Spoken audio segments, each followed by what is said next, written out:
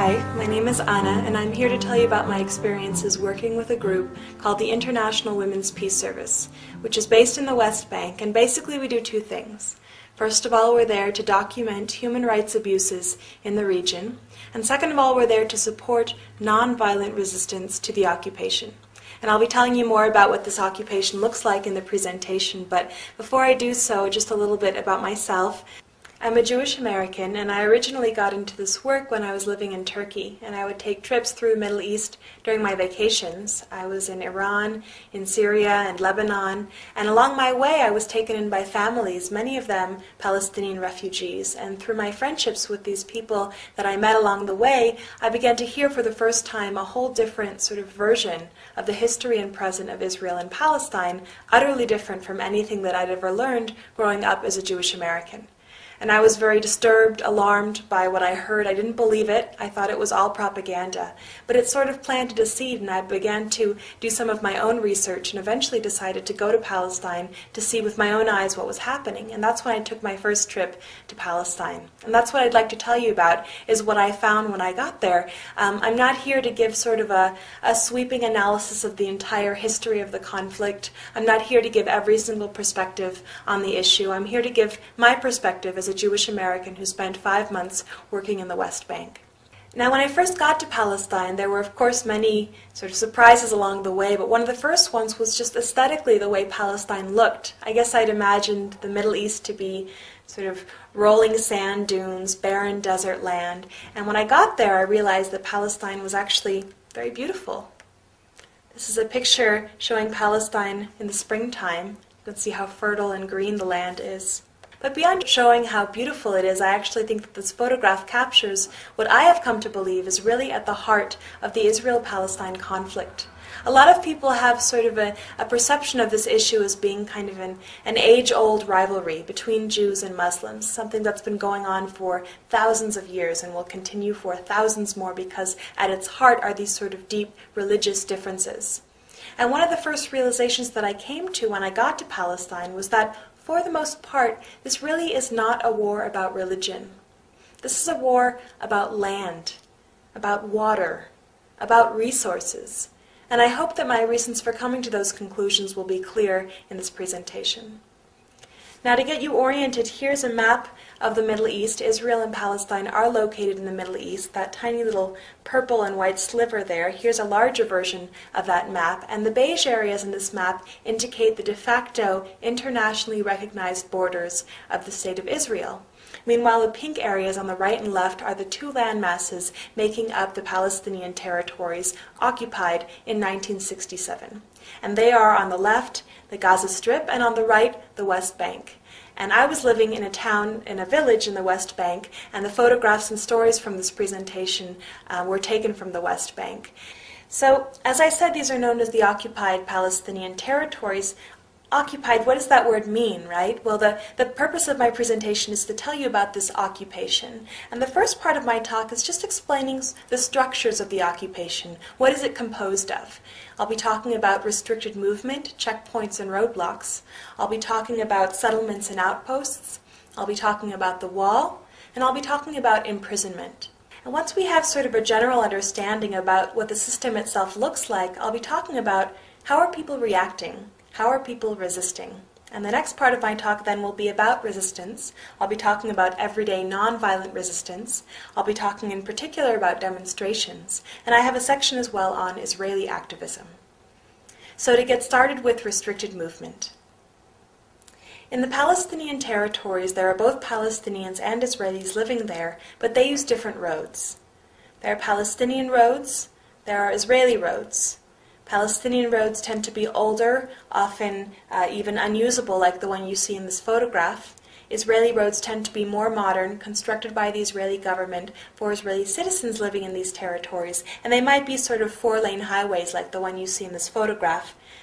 Palestinians are not allowed to use the Israeli roads unless they're able to obtain a kind of permit, in which case they might be able to use, say, a certain section of a certain road, but in all other cases the roads are segregated.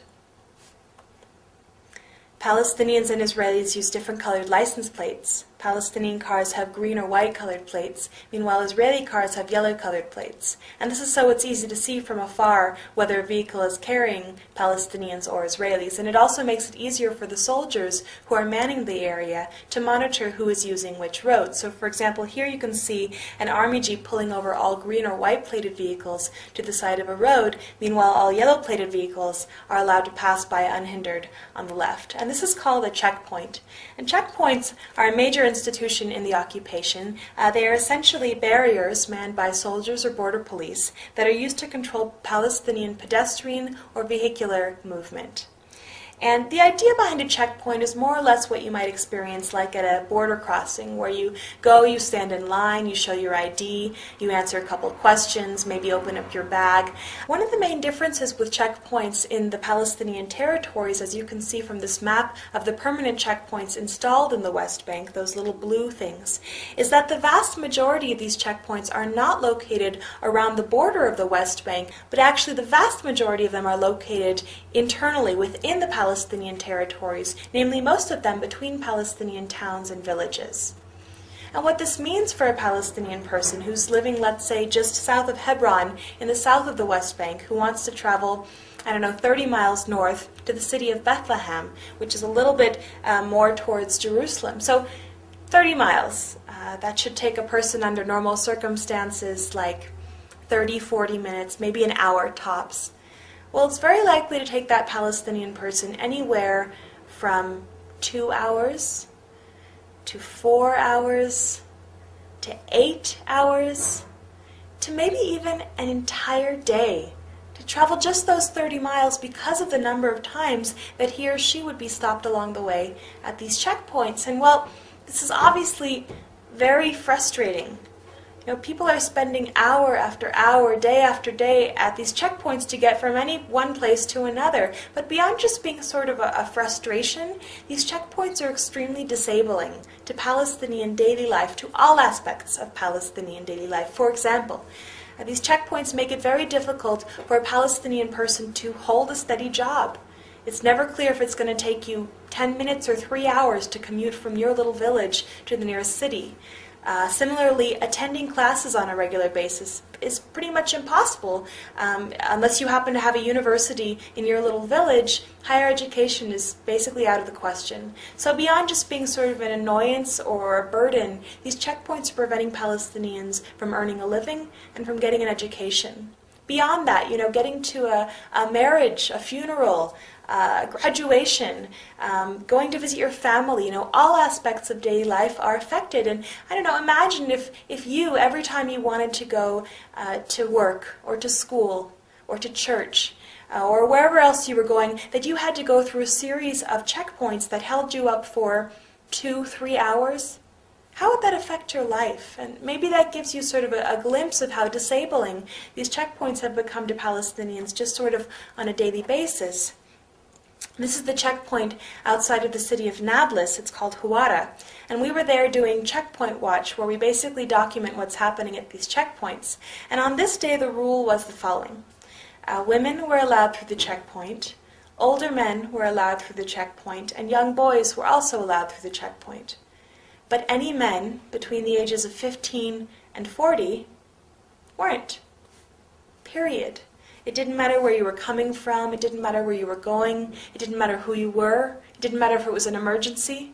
If you were Palestinian male, 15 to 40 years of age, you couldn't get home, or to work, or to school, or to the hospital, or wherever you were going. And so they gathered here, literally hundreds of Palestinian men in this ditch next to the checkpoint, in hopes that the rule would change at some point. And at one point I saw 2 of them go off to the side with trash bags, frantically trying to fill them up, and I asked them, "Why are you suddenly picking up trash?" And they told me that the soldiers had actually given them the trash bags and told them that if they were able to fill up their trash bags with trash, then that they would be allowed through the checkpoint. Health violations are another major issue at these checkpoints and in the occupation in general.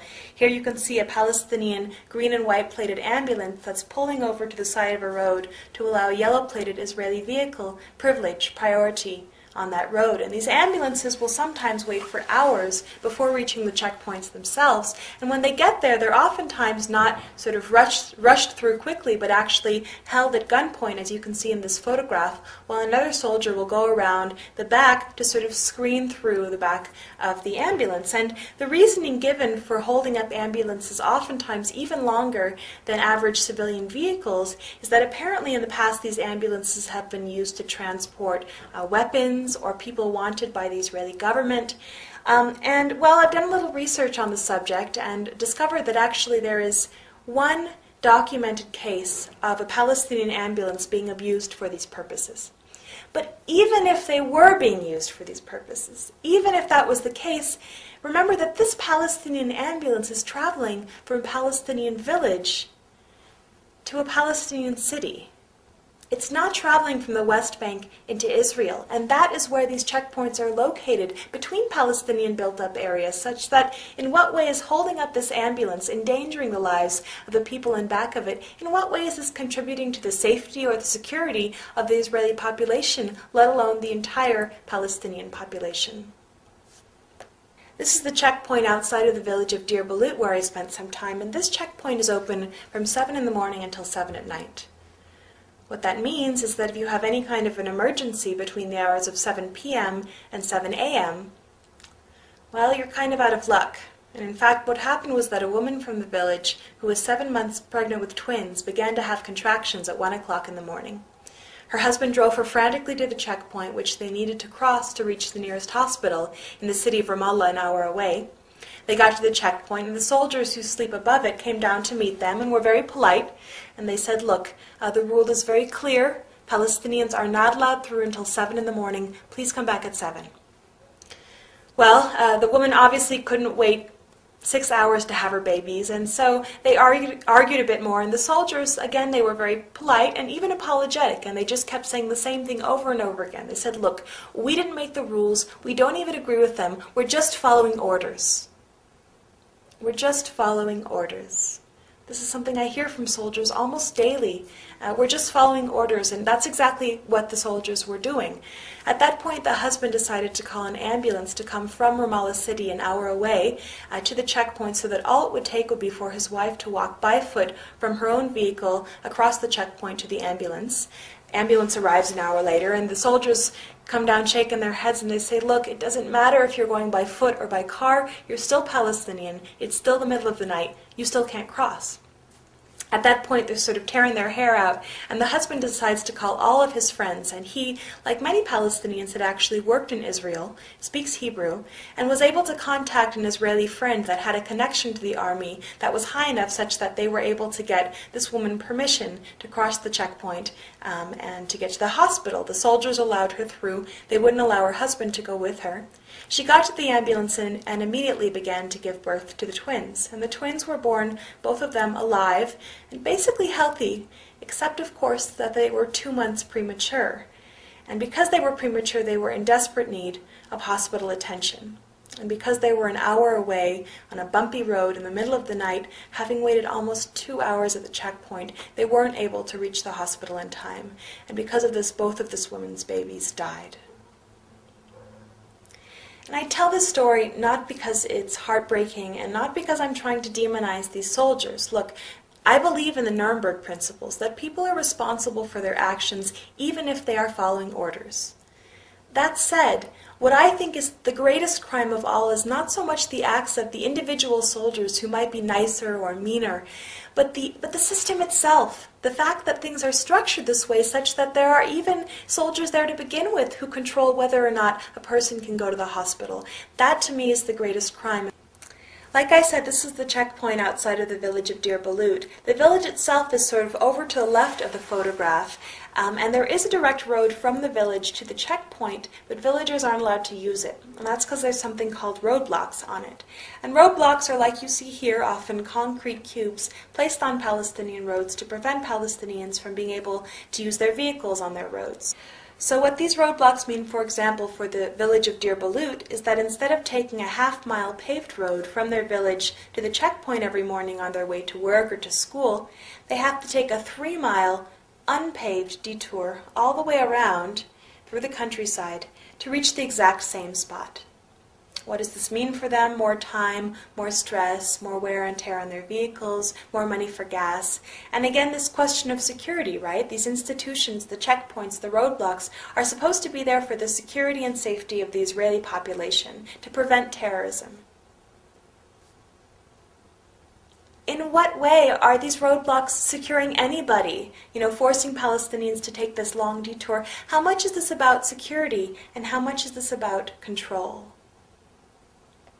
Some roadblocks are made with dirt, and you can see these villagers on the right here are coming home from work. They live on the other side of the roadblocks, so what they have to do every morning is that they drive their cars to the roadblocks, park them, walk around by foot, and take a taxi the rest of the way to work or to school, and repeat the process coming home. So these roadblocks prevent something as basic as Palestinians taking their vehicles from their house to their work or to school. And finally, these roadblocks are extremely disabling to the Palestinian economy. As you can imagine, transporting goods from one end of the land to the other is not a trivial process given all of these checkpoints and roadblocks. So basically, a truck that's carrying Palestinian goods, when it reaches a roadblock, has to sort of turn around and back up against the roadblocks, get another vehicle to come from the other end and turn around and back up from that end. And somebody has to actually manually transport these goods from one end of the roadblock to the other, as you see in these photographs. And, well, the products are not always office equipment. They could be produce, perishables, things that go bad by the time they reach their destination. They could be desperately needed medical supplies. Beyond just taking a long time, this whole process renders a lot of these Palestinian products much more expensive than they otherwise would be because of the extra manpower and vehicular power that's required to transport them. What happens then is that a lot of these Palestinian products end up being even more expensive than their Israeli counterparts, which are very easy to transport on the Israeli-only roads.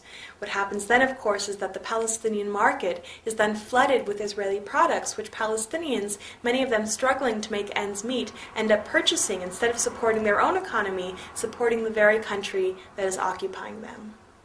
Settlements are the next part of my talk. Settlements in the territories are essentially communities of Jewish Israelis who are living on Palestinian land. And they may be sort of villages, towns, cities. Here's a rather large one near Bethlehem and Jerusalem. And again, all of this land here is Palestinian land. It belongs to the Palestinians. It's internationally recognized as Palestinian land. And yet there's this city that's been built on top of it that is exclusively for Jewish Israelis.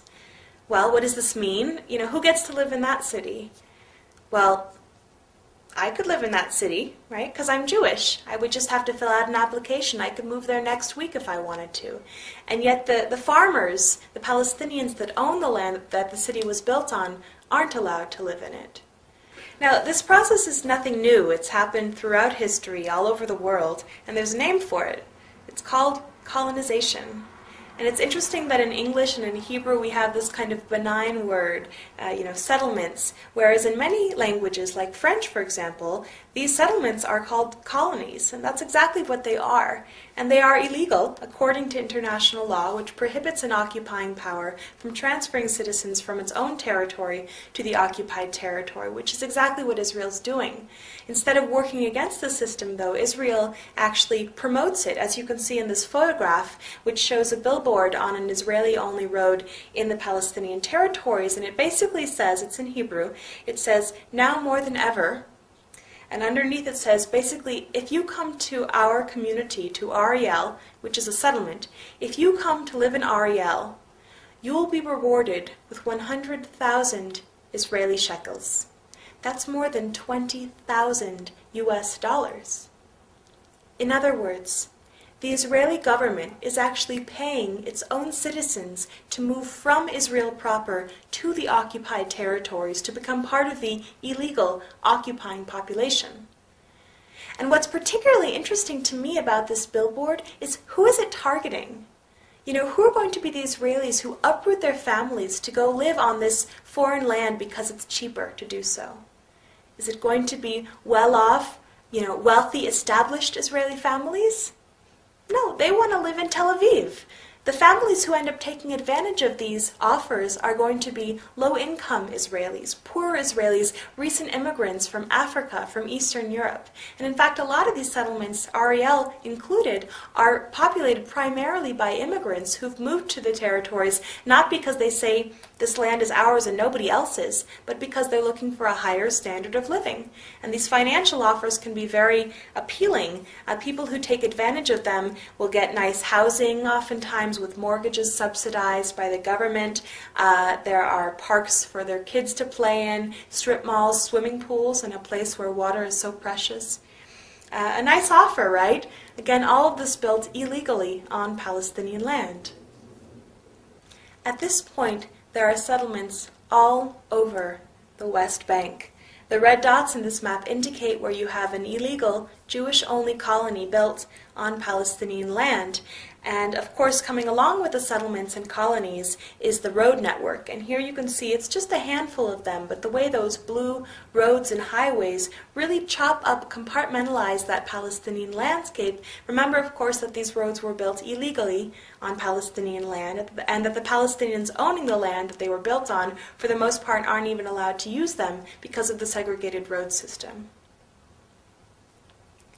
The next part of my talk is on outposts, which are similar to settlements in that they are incidents of Jewish Israelis living illegally on Palestinian land. One of the main differences are the people who choose to live in these outposts. So I talked before about what I call economic settlers, moving to the territories for financial benefits. And they represent about 80% of the settler population, a vast majority that says, according to polls, that they would be willing to leave if they were offered financial compensation. So when Israel says it's impossible to make all of these hundreds of thousands of settlers leave, remember that the vast majority are there simply because the government is paying them to do so.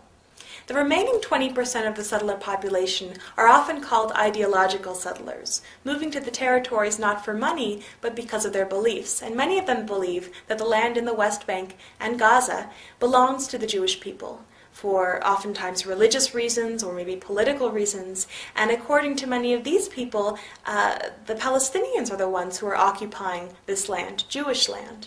And so they will actually come in the middle of the night with trailers and simply establish themselves on a plot of Palestinian land and say, we're not leaving, this land belongs to us.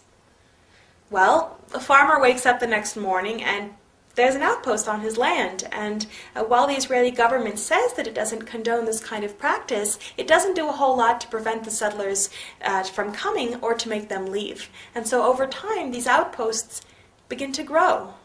More settlers move into them. Eventually they want a school for their children. They want a fence around them for security. They want a road to connect them to Israel. And over time what you have is it's no longer an outpost. It's a new settlement. And that's the way a lot of these settlements were originally founded and grew into what they are today. And once they become settlements and recognized by the Israeli government as such, they become subsidized by the Israeli government, which means subsidized by the U.S. government, by us. The U.S. government gives Israel between 3 and 5 billion American tax dollars every year. That's more than $10 million every single day. That is going towards upholding these illegal practices. And this may seem like something kind of on the other side of the world, has nothing to do with us as Americans, but we are the ones paying for this.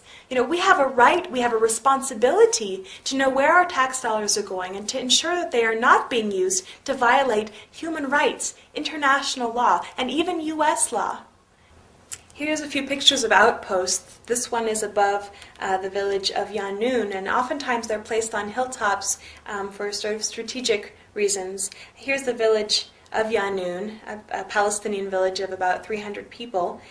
Here's one of the homes in the village, and again you can see up top there the outpost. And as I mentioned before, a lot of the settlers living in these outposts don't really think the Palestinians have any right to be where they are.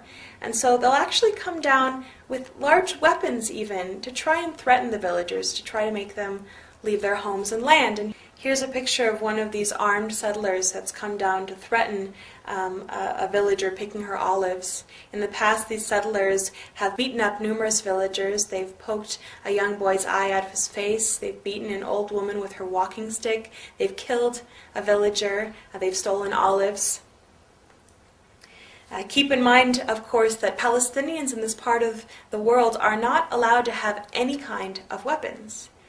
Now, clearly, some Palestinians do manage to get weapons. We hear about it in the media, but the vast majority of Palestinians don't. They don't have anything to defend themselves with besides stones or their bodies. Meanwhile, Israeli soldiers and civilians, these settlers, are oftentimes carrying around these large weapons. So that's the kind of balance of power that you feel going into the territories. The settlers have burned the village generator so that the Yanun villagers didn't have any more electricity. And this is the Yanun water source where settlers have come down. They've urinated in the water source. They've poisoned it with dead chickens. Anything to try to make the villagers leave. And at the end of 2002, the village of Yanun came together to make a decision about this issue. And what they decided was that they were going to leave. They decided to abandon their ancestral homes and land because they felt so threatened by the settler presence. And one day they picked up and left. All 300 of them.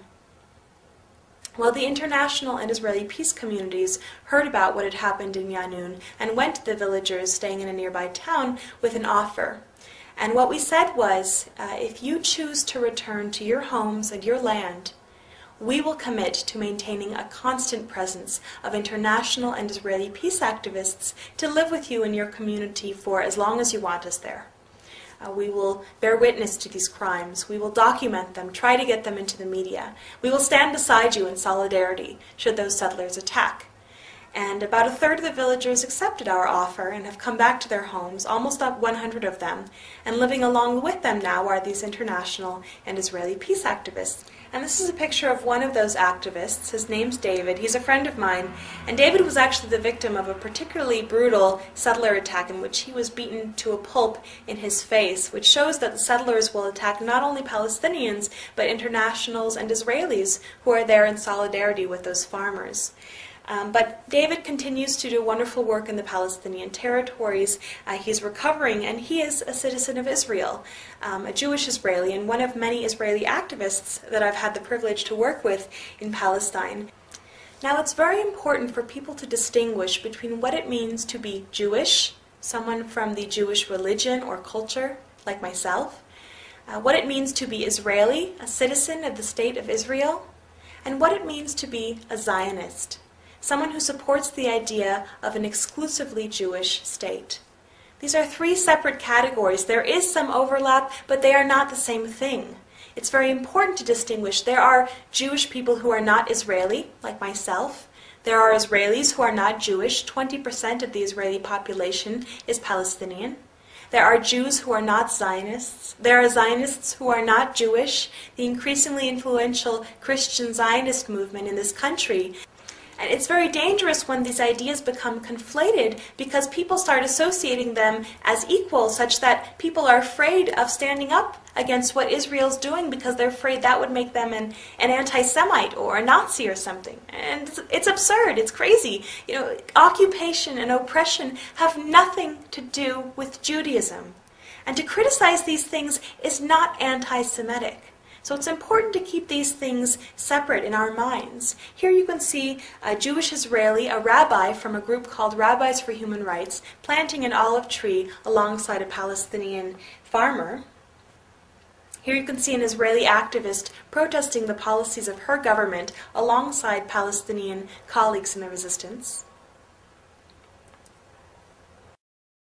In Israel, all Jewish men and women are required to serve in the military, but there have been thousands of Israelis that have stood up and said, we refuse to take part in this institution, and they're known as the refuseniks. And I have to say that in Israel there's a much higher tolerance for debate and dissent on this issue than you find in the United States. In Israeli newspapers, you'll find much more candid descriptions of the occupation than in U.S. mainstream newspapers, where sometimes it's even taboo to use the word occupation. But in Israel, actually, the majority of the people are opposed to the settlements and opposed to the occupation as it is right now. So a lot of times, people in the United States feel like they have to support the Israeli government in order to support the Jewish people or the Israeli people. And they don't realize that, just like in the United States, there are Americans that don't always support what part of their government may do. There are Israeli citizens that don't support the Israeli government, and actually a very telling statistic shows that that it is 5 times more likely for an Israeli soldier to commit suicide than to be killed in a terrorist attack. And so when people talk about this occupation as helping the Jewish people, they don't realize how many Israelis are actually against it and how important it is for the Jewish people as well as the Palestinian people to end this.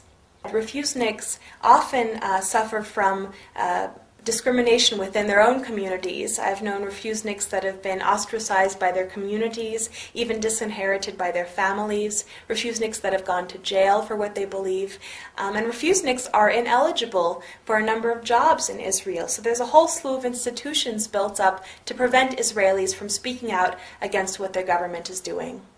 And yet they continue.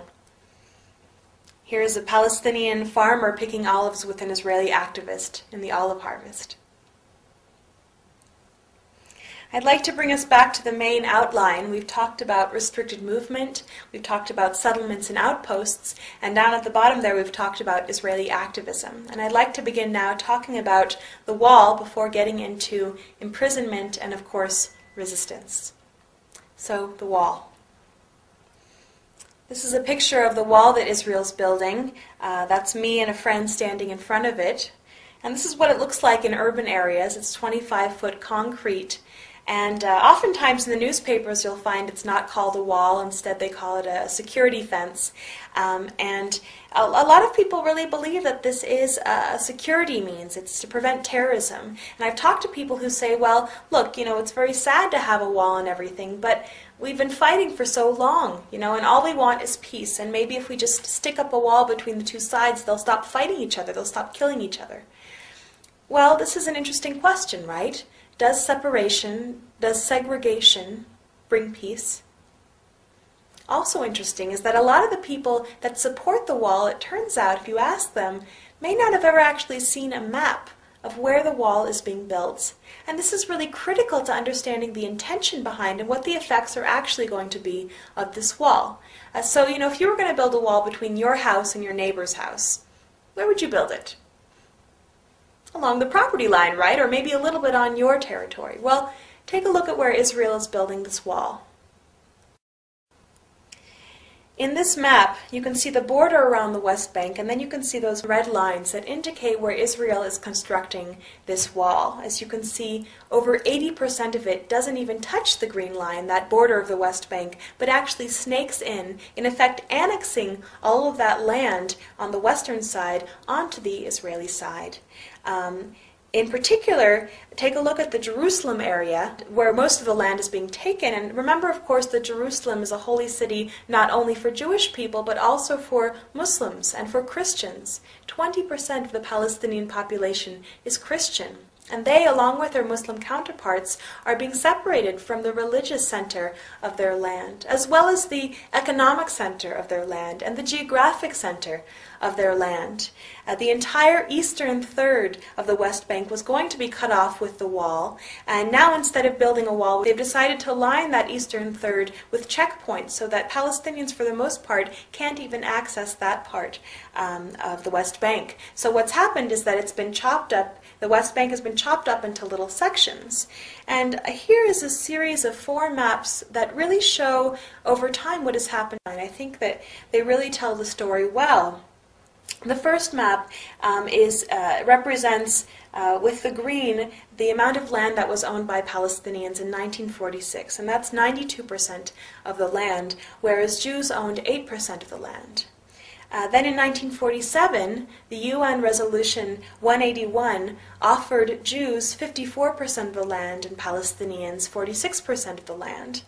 By the end of the 1948 war, when Israel was declared a state, the Jewish Zionist forces had actually acquired 78% of the land, leaving the Palestinians with 22% of the land in the West Bank and Gaza. And finally now, in 2006, you can see what that land has come to, a series of smaller sort of enclaves and islands. Here you can see the region that I was living in, and the way that Palestinian territory has been sort of chopped up and compartmentalized by that wall. In particular, at the top left is the city of Qalqilia, a city of more than 50,000 Palestinians that has been completely surrounded by this 25-foot concrete wall, such that its outskirts look something like this now. These are the sniper towers, razor wire, and concrete wall around the Qalqilia city, also known as the Qalqilia ghetto now, or an open-air prison even. And very interesting is that as a person of privilege in this part of the world, as an American, as a Jewish person, as a white person, I was actually able to see this wall from both sides of it. So here are photographs of the Qalqilia wall from the city of Qalqilia, the Palestinian side. Meanwhile, the next photograph I'm going to show you is a picture of this exact same wall from the Israeli highway that passes by on the other side of it. And I think this is very interesting. They've sort of built up on a slant up to the wall where they plant flowers in the springtime, such that it doesn't even look like a wall. And as I said before, many Israelis are much better informed about the situation than American Jews or Americans in general in this country. And yet at some point, I actually think that most Israelis probably don't even know what the wall looks like, where it's being built, what it's doing to Palestinian farmers and families. And this, to me, is almost a kind of censorship, preventing that message from getting across. And of course, censorship is something happening in our country as well. Here's a little anecdote. A friend of mine was flying back from Palestine to the United States, and she had a layover in Germany along the way where she picked up this issue of International Newsweek because it had a particularly sympathetic article about the plight of the Palestinians. You can see at the top there. And then she had another layover in Chicago on her flight home where she found this. Also Newsweek, August 2004, but the US version, with almost the same information, but one major difference. That article about the plight of the Palestinians had been completely removed from the entire magazine and replaced by one about the Olympics. And, well, some people will tell you that's just because Americans don't care about the Middle East, but you know, look at the cover story. Of course Americans care about the Middle East. We read about what's happening in Iraq. We read about what's happened in Lebanon. This is a kind of censorship, and it's happening all over the place. We need to be aware of it. It's very dangerous, of course, because the very people who are paying for what's happening don't know what's happening. And so, you know, you don't have to take my word for it. I tell people, do your own research. You know, I didn't believe it when I first heard it. I did my own research, and that's what I recommend for other people to do. Now, another kind of censorship is just also in the wording. So, for example, instead of calling it a wall, calling it a fence. And, well, to be fair, in rural parts of Palestine, the wall looks like this. At its base is wire fence. But if you look a little bit closer, you'd find that this fence is not the kind of fence that you'd have like in your backyard kind of fence. Much of it is reinforced with heavy-duty electric wire and almost everywhere with razor wire. Back to the concrete areas. This is Abu Dis, a neighborhood of East Jerusalem. And what I want to illustrate here is that when you have a Palestinian built-up area and an Israeli settlement in the Palestinian territories, the wall won't be built, first of all, along the actual border, or even right in between the Palestinian town or village and the nearest settlement, or even sort of right up against the settlement to just get it onto the Israeli side. But oftentimes, in my experience, they'll build the wall as close as possible to the Palestinian built-up area so that not only the settlement, but all the land between the settlement and the nearest Palestinian town or village also ends up on the Israeli side. And this land, you know, it's not just pretty land to have a picnic on once in a while. This land is usually the land that farmers and families in surrounding areas have been living off of for generations or even hundreds of years. This is their livelihoods that's being taken away from them. One of the things I do with IWPS is actually accompanying farmers to their land that has now been stranded on the other side of the wall or checkpoints. And Israel says that although it's cutting off farmers from their land, it will allow them through at certain times with a certain kind of permit. Well, this is a man that I accompanied to the gate of the wall in hopes of getting to his land, and he had gone to acquire one of these permits to get to his own land. And he actually had papers as well dating back to the Ottoman era proving that he was the owner of that land on the other side, that he could see through but he couldn't get to when he wanted to. Well, we went together and we waited for 2 days, trying to flag down any jeep that would pass by, hoping that soldiers would let us pass, and they wouldn't. And this man, he didn't even want to go to pick his olives. He just wanted to go to be on his land. He said, I just want to sit under my trees, and he couldn't. So another thing that people are cut off from is each other. So sometimes if you have a house on the outskirts of a village, because they build the wall right up against the village, that house will end up on the wrong side of the wall. And that's exactly what happened to my friend Munira, who lives in this house. In front of it you can see that 25-foot concrete wall separating Munira and her husband and their 6 children from their village, from their community. Behind the house is another wall separating the family from the nearest settlement. And on the right and left sides of the house are 2 more fences separating the family from their own land, land that has been annexed by Israel. So Munira and her family are basically living in a kind of cage. Here's the gate to the cage. You can see it's manned by soldiers, so people who want to visit Munira, whom you can see in the back with one of her kids, have to sort of hope that the soldiers are in a good mood and will let them through. Munira at this point hardly dares to leave her cage because she and her husband have been served something called demolition papers, which means that the Israeli army actually intends to demolish their home. And many people actually consider Munira sort of lucky because oftentimes if a house is in the way of an expanding settlement or road or the wall, they won't bother building a whole fence around it and getting a soldier to come man it, but they'll actually bulldoze that house. And so Munira is actually afraid to leave her house for fear that she could come back and it would be gone, not that they wouldn't bulldoze a house with people there, which they've done in the past as well. But anyway, here's a picture of the family. That's Munira on the left, her husband Hani on the right, and one of their 6 children. Well, Hani and his family actually originally came to Massa, the village where he lives with Munira, in 1948 as refugees of the 1948 war. The majority of the people living on the land that the UN designated for a Jewish state in 1947, the majority of the people living there were not Jewish. And Zionist forces actually expelled 750,000 Palestinians from their homes to surrounding areas in the West Bank and Gaza and in the diaspora. And Hani and his family, for example, were homeless for 10 years before they were able to finally save up enough money to buy themselves some land and build themselves a home. Hani says that he built this home with his own hands for his family. So just to keep things in perspective, what this demolition order, what this wall, what this occupation, what these things are doing are threatening to make Hani and families like his refugees for the 2nd time in recent history. Keep in mind that 60% of the Palestinians living in the West Bank and Gaza are already refugees, having lost almost everything already. So keep that in mind when you hear people say things like, Palestinians just aren't willing to compromise. And I don't know about you, but looking at this family and all the Palestinians I worked with during my time in Palestine, what I kept thinking was just, how long can people live like this? You know, how long can people endure this kind of a system before rising up, standing up for their rights, resisting?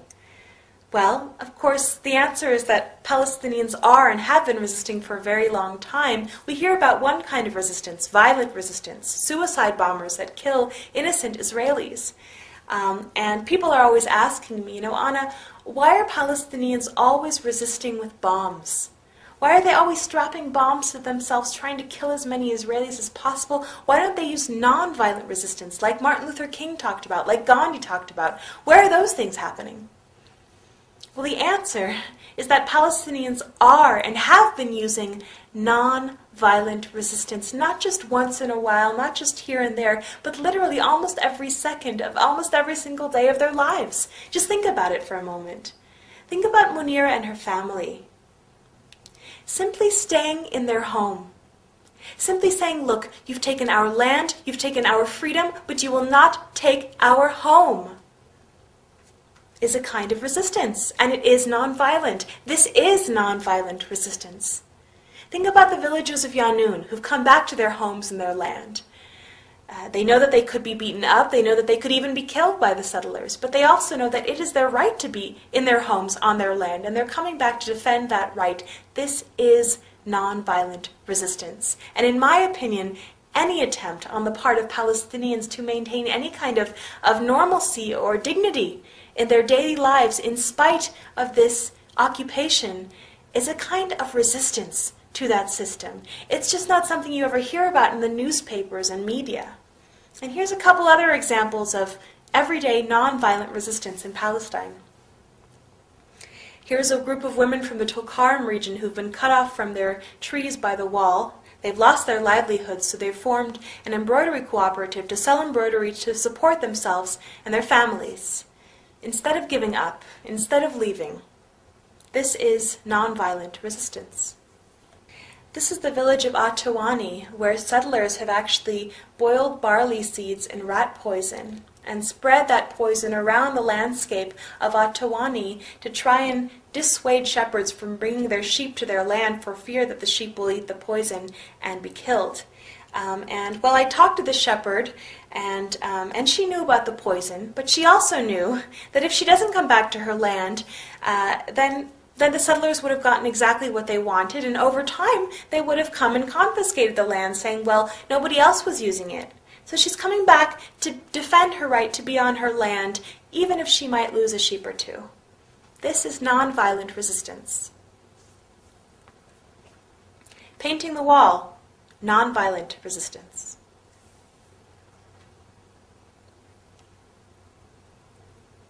Climbing the wall is nonviolent resistance. Here's a young boy who's building his own roadblock out of rocks and wire that he found in his village. And he told me, Anna, I'm going to build a roadblock so that the jeeps can't raid my village tonight. This is nonviolent resistance. And finally, demonstrations are a kind of resistance happening almost daily in Palestine. We just don't hear very much about them, where communities of Palestinians will march down to the land that is being threatened. Here you can see a farmer trying to explain to the soldiers that have been placed there to basically protect the bulldozers that are uprooting the trees. He's trying to explain to them that the trees being uprooted belong to him and his family and have for generations. This is something else you might see at a demonstration, Palestinians who've come together to pray on their land. And I find it particularly moving, given that for many of these Palestinians, this could be their last chance to ever be on their land. And they're choosing to spend these final moments together as a community in silence, in worship on their land. Now, although most of these demonstrations are primarily peaceful, they are often met with a great deal of violence from the soldiers who throw tear gas or sound bombs. There are sometimes rubber bullets or even live ammunition used against nonviolent demonstrators. There is also sometimes violence from the Palestinian side. Here you can see a picture of a Palestinian boy who's picked up a stone and is throwing it at Israeli soldiers and jeeps at a demonstration. And I include it not because stone throwing has anything to do with my work with IWPS, it doesn't, but first of all because it is the reality. There are stones thrown at these demonstrations. And second of all, to give it a little bit of perspective. So the stone throwing that you see here is used as the justification for the mass imprisonment of young Palestinian men who are put in jail for throwing these stones. And well, I would agree that a stone is definitely a weapon, right? You know, you can kill somebody with a stone, no question about it, but we don't get much sort of context in which these stones are actually thrown. So for example, this boy, he hasn't sort of gathered up a bunch of stones and snuck across the border into Israel to stone as many Israelis as possible because he hates Jews. This boy is in his village, and he's watching jeeps and bulldozers surround his village, uproot his trees, and build a wall around his community. And he's picking up a stone and throwing it at those jeeps, at those bulldozers. And I guess I would just ask you, if someone were to come into your home and start carrying out your television, and then your stereo, and then your computer, at one point, would you pick up a lamp and throw it at them? It's not about justifying, it's about being realistic. What would you expect of yourself in that situation, and how does it compare to what you expect of the Palestinians in the situation they're in right now with the wall? Like I said, many of these kids end up in jail. Here are 5 kids from the village of Marda, near where I lived, and a jeep was raiding their village one night, and they threw stones at the jeep. No soldiers were hurt. In fact, very few soldiers have actually been hurt by these stones because they're usually thrown from very far away for fear of being arrested. And in fact, these 5 kids were picked up for stone throwing and put into jail for 6 months. More than 340 Palestinian children and 9,500 adult Palestinian political prisoners are being held in Israeli prisons today. More than 10% of these are what are called administrative detainees, which means that they can be held without charge indefinitely. And I was once walking in Ramallah where I found a silent procession of people holding photographs of their loved ones being held in Israeli prisons. So they asked me to show them to the people of America, so that's what I'm doing.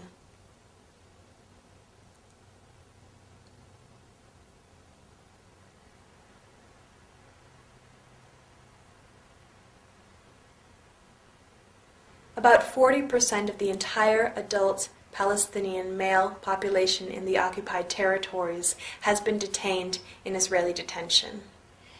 Torture and humiliation are systematic, according to Amnesty International.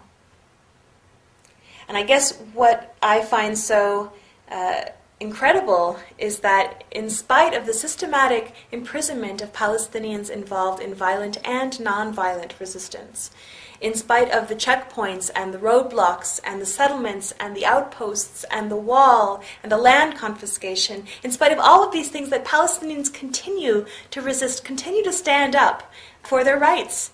And the finale of my presentation is a slideshow of photographs that I and my colleagues took at demonstrations that I think sort of illustrates what I see as the incredible resilience and strength that remains with the Palestinian people. It is really this resilience and strength that gives me hope for the future, and that's why I'd like to share it with you now.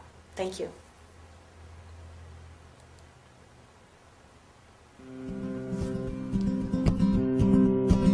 1948, I fled my village. The Stern gang drove my family from the lands. We ran into the desert where I've spent these decades living by my hands. Life in Haifa wasn't easy, but so much better than this hellhole with the soldiers and barbed wire and the closures and the hunger, the humiliation and the checkpoints, the machine gun fire. And each day I wonder, after Haifa, the home that we abandoned when the Zionists had won, is there a family with a child? Does its father love it as I loved my only son before the soldiers shot him down, riddled him with bullets in his back and in his head? Home in Haifa, in my house, does his father know the pain there is in an empty bed?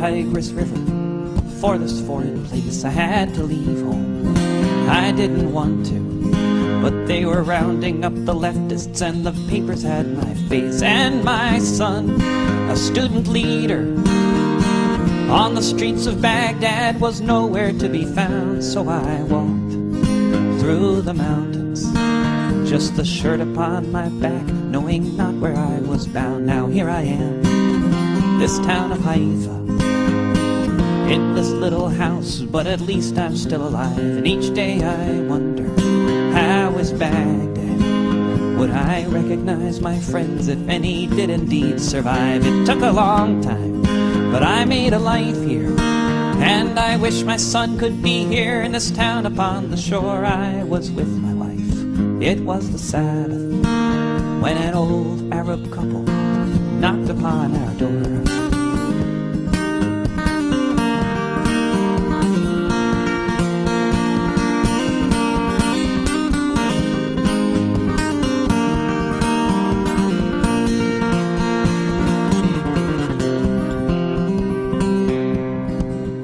Them in, gave them tea, 'cause that's what you do with strangers. We could see they meant no harm. We told our story, they told theirs, us of our life in Baghdad, them of their family farm, and of this house which they once lived in, where once they raised a family long before their hair turned gray, and of their son and the troopers, and of ours, whom we still cry for every day. So much in common, so much gone bad, so much running and never coming home. You can hear the cards falling down, see the faces of the children forever forced to roam. And here we were in this house, fearing that tomorrow would be just like yesterday. So much resentment, so much at stake, and I really don't remember who was the first to say, in one world, in one village, in one home, let us live together. In one world, in one village, in one home, let us live together. In one world, in one village, in one home, let us live together. In one world.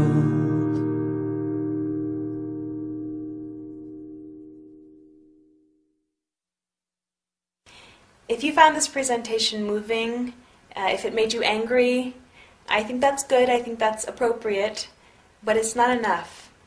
Palestinians don't need more people feeling sorry for them. They need people to take action on this issue, and here are some ideas for taking action. First of all, do your own research. You don't have to take my word for it, but go beyond mainstream media sources. Go to Palestine or support somebody who is.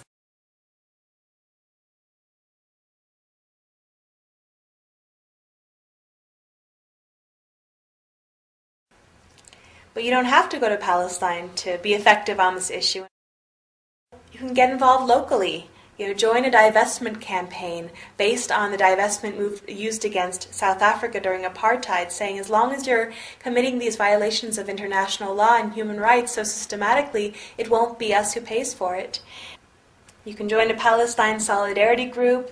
You can write letters to your local media if you find that what's reported is biased. Call or write or even visit your representatives. Tell them what you think. Let them know that their constituents care about this issue. And finally, talk to your friends and family. Ask people in your community, do they know about the wall? Do they know about what's happening in Israel and Palestine?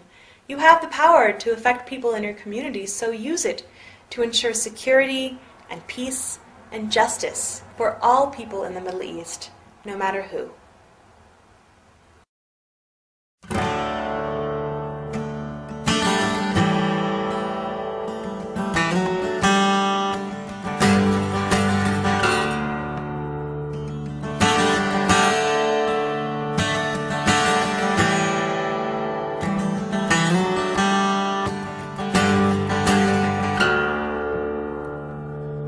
Was another Friday morning, I was among the olive trees. out looking for birds to catch, my father, his friends, and me. I had my string and net and a nimble eye there beside the farmer's field where the songbirds fly. When you're catching birds, the world disappears, and 1,000 songs of autumn are all that fills your ears. They sing their songs so brightly at the dawning of the day. They fly back and forth over the fence